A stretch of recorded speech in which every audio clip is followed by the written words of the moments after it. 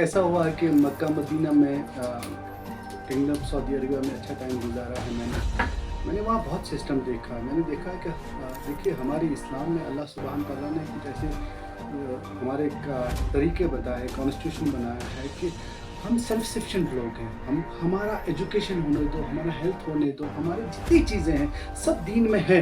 और अफसोस ये है कि हमने इसको जुदा कर दिया। आंसलासम के वक़्त में जब मस्जिद नबी जो है, मस्जिद नबी में आज भी वो जगह है जहाँ आंसलासम बैठते थे और सब सहाबा किराम को लाते थे, उनको उनसे कहते थे कि तुमको मैं हेल्थ का बना देता हूँ, तुमको एजुकेशन का अमीर बना देता हूँ। और ये सब अमीरों का ये काम होता था कि उसके बारे में लुक आफ्टर करना। हमारा एक फाइनेंशियल सिस्टम है, इस्लाम का एक फाइनेंशियल सिस्टम है, जिस सिस्टम के हिसाब से हम पूरी दुनिया को फाइनेंशियल हेल्प दे सकते हैं। लेकिन अगर उस सिस्टम के बावजूद हमारा मुसलमान आज बेचारा पैसे के लिए अपना दवाई नहीं खरीद सकता। एक क्रॉनिक पेशेंट, एक कैंसर का पेशेंट जो होता है भाई, वो कैंसर का पेशेंट मर भी जाता है, उसकी ज़मीनें बिक जाती, उसके कर्जे, उसके बच्चे अगले 50 साल तक भी उतार नहीं सकते।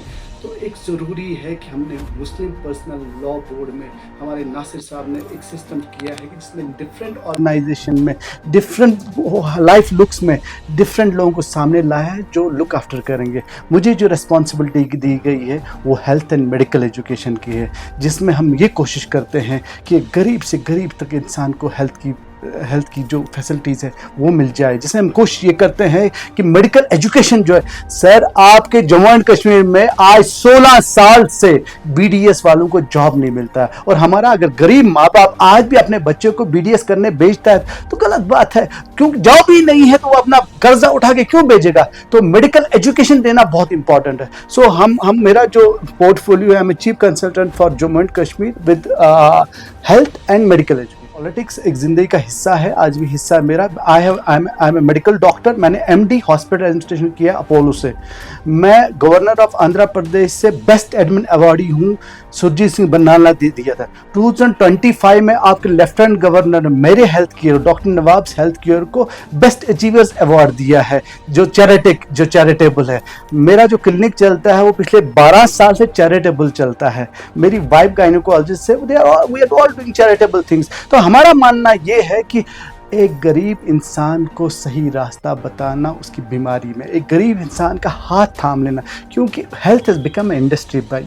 एक यकीन माने, एक गरीब इंसान जब मेडिकल शॉप पे जाता है, एक गरीब इंसान जब आप मेडिकल शॉप पे जाकर बोलता है दवाई दो, उसको कहाँ पता है ये सही दवाई है या गलत दवाई है। कुछ भी ले लेता है वहाँ पे। वही टैबलेट, अगर वही फॉर्मूला में एक टैबलेट 100 रुपए में मिलती है, वही फॉर्मूला में एक टैबलेट 10 रुपए में कैसे मिल सकती है? It is not possible. So that means there is a problem. और मैं आपको दवाई के साथ बोलता हूँ, पूरे हिंदुस्तान में सबसे बुरी मेडिसिन मिलने वाली कहाँ है? कश्मीर में। और ये मेडिसिन की वजह से हमारी सबसे ज्यादा जो क्रॉनिक डिजीज वो पैदा होती है और हमारी सबसे ज्यादा डेथ्स उससे होती है। हम क्या करना चाहते हैं? हम ये करना चाहते हैं, एक तो हमारा अवेयरनेस प्रोग्राम्स है कि हम अवेयर कर दें लोगों को। दूसरा हमारा ये प्रोग्राम है कि हम ये करें कि जिनको नीड है क्रॉनिक डिजीज को, जिनको हर महीने बीपी की दवाई लेनी है, जिनको हर महीने शुगर की दवाई लेनी है, उनको कोई ऐसा रास्ता मिले कि उनको वो फ्री हो जाए। तीसरा ये कहना चाहते हैं कि हम अपने बच्चों को टेक्निकल नॉलेज देना चाह रहे हैं, मेडिकल टेक्निकल नॉलेज देना चाह रहे हैं।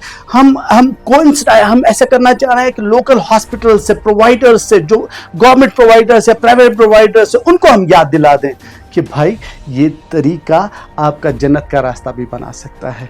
इसलिए ये ऑर्गेनाइजेशन जो है ये श्रीनगर में सेंट्रली लोकेटेड होगी, लेकिन इसके पूरे 20 के 20 डिस्ट्रिक्ट्स में इसके सेंट्रलाइज सेंटर्स बनेंगे और ऑर्गेनाइजेशन चार्ट बनेगा, जहां जिम्मेदार वहां भी रहे secondary opinion.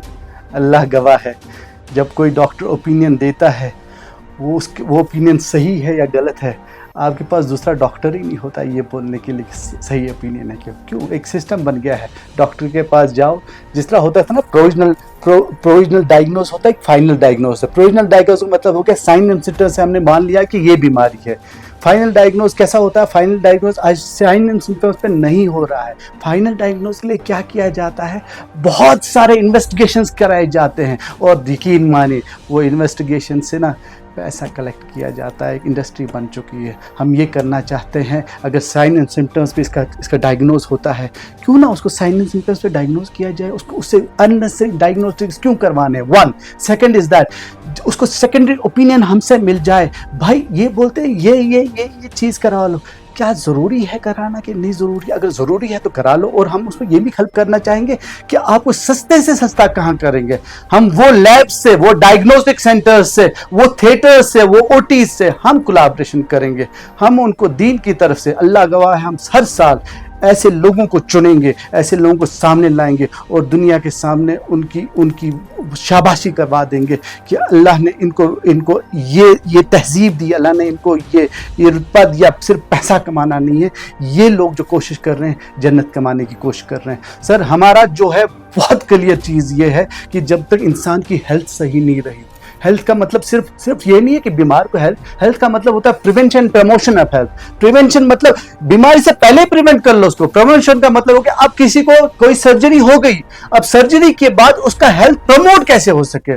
So prevention and promotion of health one. Second is that secondary opinion about your particular disease, और थर्ड इज दैट जो हम यहाँ नहीं करवा सकते हैं उसको हम कैसे बाहर दिल्ली, मुंबई, बाकी जगहों में कोऑर्डिनेट करके उसको कम से कम पैसे में बहुत ज्यादा हेल्प करके उसको। It is of two types, एक है स्टेट वाला है, एक ऑल इंडिया बेसिस है।